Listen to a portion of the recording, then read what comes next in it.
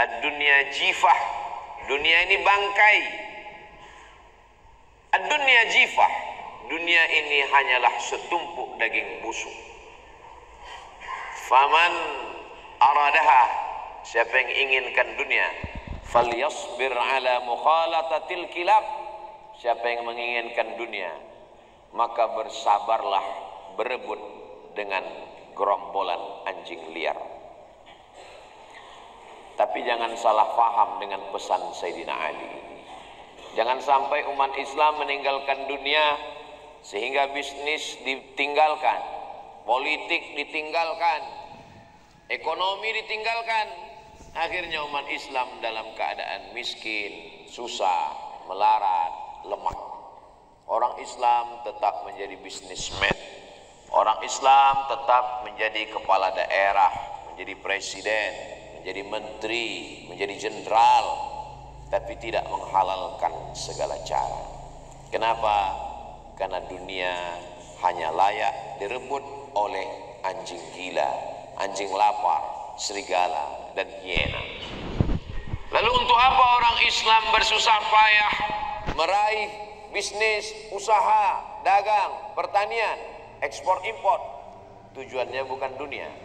Orang Islam meraih itu semua untuk bekal akhirat. Man bana masjidan, siapa yang bangun masjid, banallahu mithlahu baitan fil jannah, dibangunkan Allah untuknya satu tempat di surga. Siapa yang bisa membangun masjid kalau bukan orang yang punya harta berlimpah? Maka umat Islam wajib kaya raya supaya umat Islam disegani. Masjidnya megah, kekuasaannya hebat. Ana wa kafilul yatim, aku dan orang yang menyantuni anak yatim kahataini fil jannah, seperti dua jari ini di surga. Nabi menunjukkan as-sababah, jari telunjuk, wal wusta, jari tengah. Siapa orang yang paling dekat dengan Nabi nanti hari kiamat? Orang kaya. Maka umat Islam mesti mencari harta, bukan untuk gagah-gagahan, bukan untuk dipuji orang, tapi keinginannya supaya dekat dengan Nabi Muhammad sallallahu alaihi wasallam.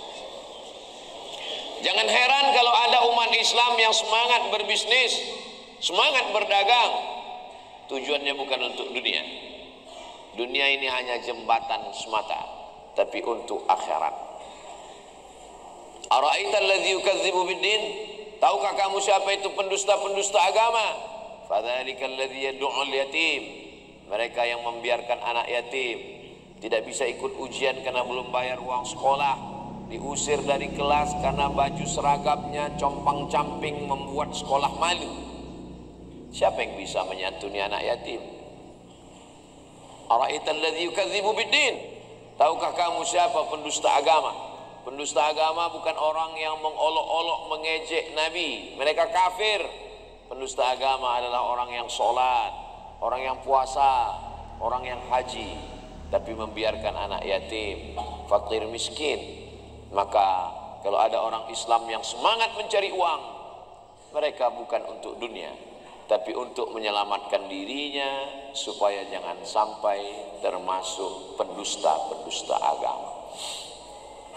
Gayanya boleh sama, merek mobilnya boleh lebih mahal, tapi tujuannya bukan dunia. Karena dunia hanyalah setumpuk daging busuk. Yang memperebutkan dunia hanyalah anjing-anjing liar, serigala, singa, harimau, dan hiena. Orang beriman mulia, dia dimuliakan oleh Allah, dia tidak boleh menjatuhkan dirinya dalam kehinaan. Bagaimana dengan politik? Bagaimana dengan jabatan kekuasaan? Umat Islam jangan sampai meninggalkan kekuasaan, karena segenggam kekuasaan lebih bermakna daripada satu ilmu di perpustakaan. Satu keputusan penguasa lebih hebat daripada 100 fatwa. 1000 ahli fatwa mengeluarkan fatwa bahwa zina itu haram. Dibacakan ayat, la taqrabuz zina, jangan berzina. Dibacakan ayat, az-zaniyatu waz-zani, pezina perempuan, pezina laki-laki, fajlidu kulla wahidin minhuma mi'ata jaldah. tapi lokalisasi itu terus berjalan. Perbuatan zina terus berlanjut. 1000 fatwa tentang zina tak bermakna, tapi dengan satu tanda tangan penguasa, lokalisasi ini wajib ditutup, penyelenggaranya ditangkap, tempat perbuatan mesum dijadikan Islamic Center. Satu tanda tangan kekuasaan lebih bermakna daripada 1000 fatwa. Bukan menghinakan ulama, bukan menjatuhkan harkat derajat para orang yang menegakkan kebenaran dengan ilmu, tapi ingin menunjukkan bahwa dalam Islam kekuasaan itu penting. Negeri yang kaya raya gemah ripah loh jenawi, tongkat dan batu jadi tanaman, dari mulai emas, batu bara sampai nikel, tapi masyarakat masih mengutip uang 2.000 rupiah di pinggir jalan hanya untuk kemakmuran masjid, padahal ada tanda tangan penguasa yang bisa mengambil zakat, yang bisa memaksa pengusaha untuk mengeluarkan donasi sosial, padahal ada investor-investor yang mesti membayar pajak, dan pajak itu bisa digunakan untuk kemakmuran masyarakat. Apa maknanya? Segenggam kekuasaan, satu tanda tangan kekuasaan di ujung jari bisa dipakai untuk menolong agama Allah Subhanahu wa taala. Itulah mengapa pesan Imam Ahmad bin Hanbal, meninggal tahun 241 Hijrah. Seandainya doamu makbul dan doa itu cuma satu, maka mintalah pemimpin yang adil, karena pemimpin yang adil akan membuat si miskin menjadi kuat, karena dia bisa mengambil zakat dari orang kaya. Orang yang kaya menjadi lemah karena dengan kekuasaan bisa menundukkan orang-orang yang berharta, memberikan hartanya kepada fakir miskin. Itulah guna kekuasaan.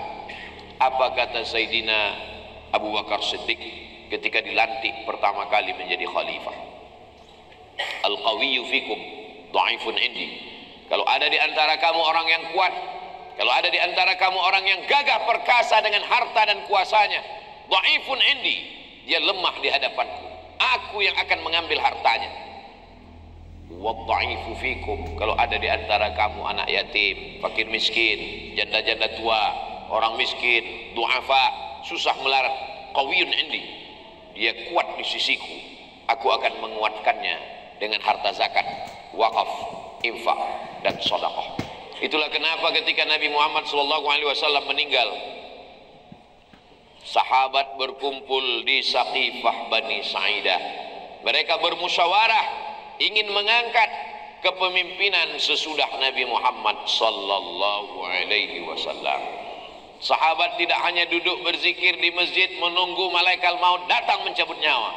Sahabat tidak duduk di masjid membaca Quran, tapi sahabat berkumpul bermusyawarah mengangkat pemimpin pengganti Nabi Muhammad sallallahu alaihi wasallam. Bukan sebagai nabi, la nabiyya ba'dah, tidak ada lagi nabi sesudah Nabi Muhammad sallallahu alaihi wasallam, sebagai pemimpin politik. Masing-masing mereka punya calon.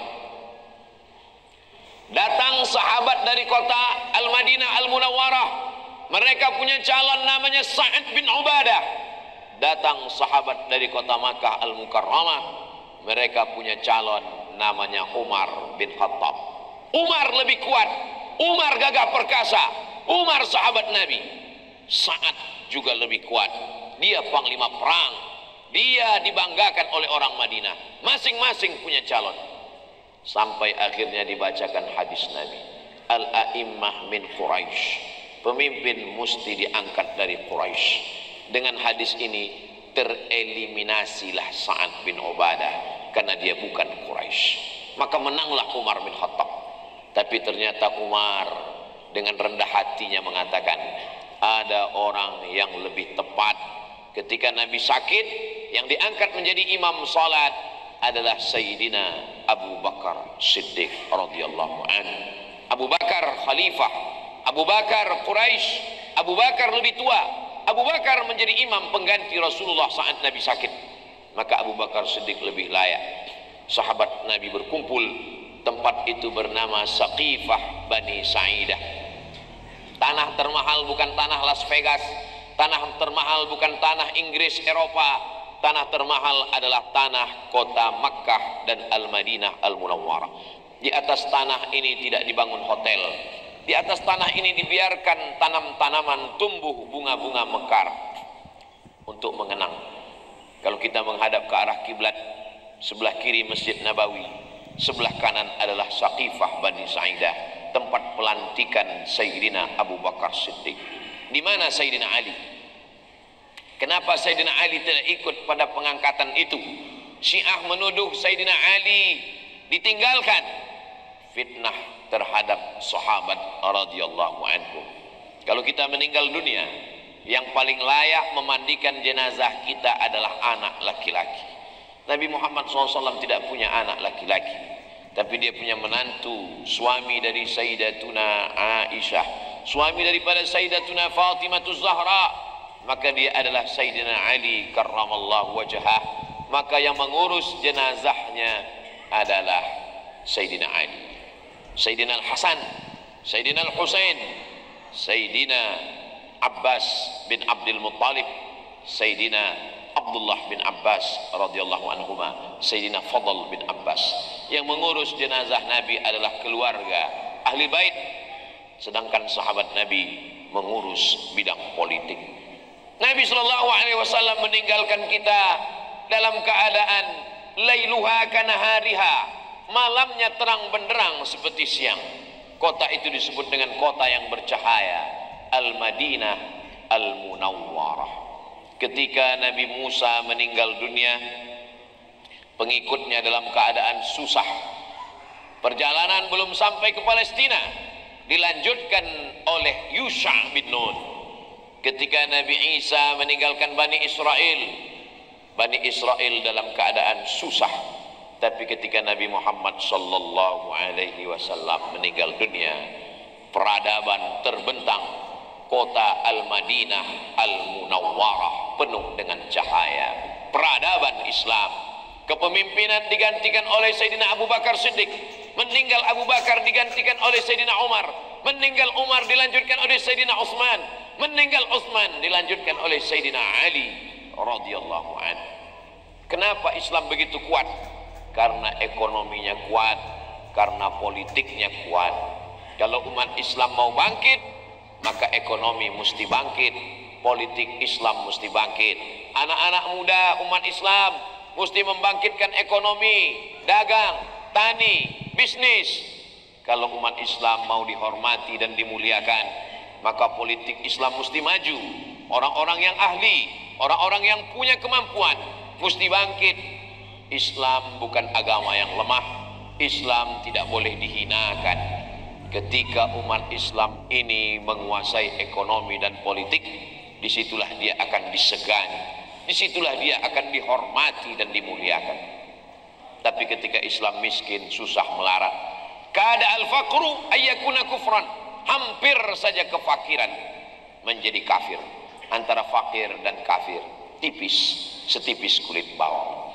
Sekolahkan anak-anak kita di pondok pesantren, akidahnya Ahlus Sunnah wal Jamaah, fikihnya bermazhab Syafi'i, akidahnya berakidah Asy'ari, tasawufnya Sunni Imam Abu Hamid Al-Ghazali. Mereka masa depan. Yang hari ini kelas 1 pondok pesantren, 6 tahun lagi dia akan tamat pesantren, 4 tahun lagi dia akan selesai S1.